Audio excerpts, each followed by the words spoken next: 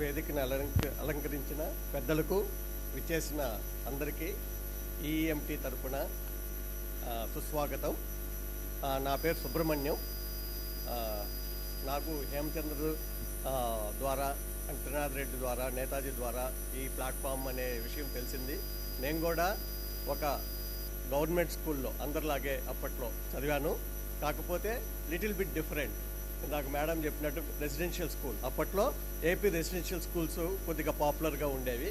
ఇలానే exam conduct చేసి district లెవెల్లో, మండల్ లెవెల్లో వాళ్ళు సెలెక్ట్ అయిన వాళ్ళకి సపరేట్గా రెసిడెన్షియల్ ప్రోగ్రామ్స్ ఉండేవి. ఇప్పటికీ ఉన్నాయి, బట్ అంత పాపులర్ లేవు ఇప్పుడు. సో అలా AP residential school Nellore district నుంచి గండిపాలెం స్కూల్లో చదివాను. అలానే college AP residential junior college Hindupur అంటే కొడిగినహల్లి, అక్కడ చదివాను.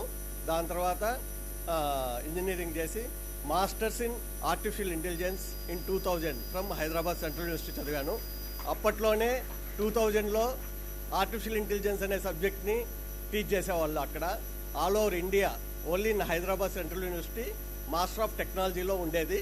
సో నేను బీటెక్ కంప్యూటర్స్ చేశాను కాబట్టి ఎంటెక్ ఏఐ సెలెక్ట్ చేసుకొని చేశాను.